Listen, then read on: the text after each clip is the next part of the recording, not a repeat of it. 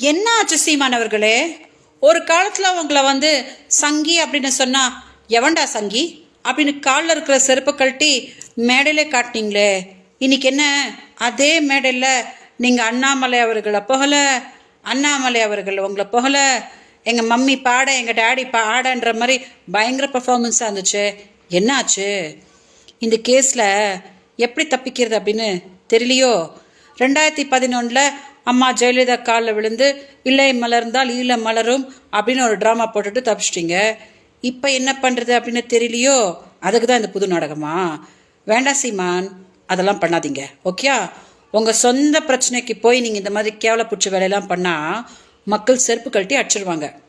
என்னைய பார்த்து ஏன் சீமான் பயப்படுறீங்க? நீங்கள் தான் ரொம்ப வீரராச்ச. நீங்கள் தானே சொன்னீங்க அவங்கள நேருக்கு நேர் உட்கார வைங்க, நான் சால்வ் பண்ணிடுறேன் அப்படின்னு சொன்னீங்களே. தைரியமாக கொஞ்சம் பெங்களூர் கிளம்பி வாங்க சீமான். என்கிட்டேருந்து ஓடி ஓடி ஓடி ஓடி எத்தனை நாள் ஓட போகிறீங்க? யார் சீமான் உங்களை காப்பாற்ற போகிறாங்க?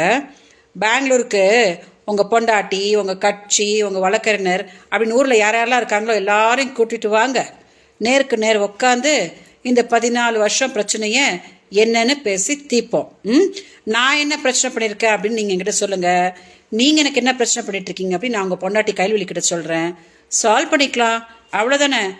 அதை விட்டுட்டு போய் பாரதிய ஜனதா காலில் விழுந்தேன், அஇஅதிமுக காலில் விழுந்தேன் அப்படின்னு கேவலப்பூச்சி வேலையை பண்ணிட்டு இருக்கீங்களே, இது உங்களுக்கு அசிங்கமாக இல்லை? ஒருவேளை பெங்களூர் வர்றதுக்கு உங்களுக்கு தைரியம் இல்லை அப்படின்னா அங்கேயே ஒரு நிகழ்ச்சி அரேஞ்ச் பண்ணுங்க சீமான். நான் வரேன், உட்காந்து என்னென்னு சால்வ் பண்ணிக்கலாம், அவ்வளோதானே. ஸோ தயவு செஞ்சு மீடியா இந்த வீடியோ டெலிகாஸ்ட் பண்ணுங்க. சீமான், அண்ணாமலை கூட உட்காந்து ஒரே மேடையில் வீரவசனம் பேசுறதுலாம் பெரிய விஷயம் கிடையாது.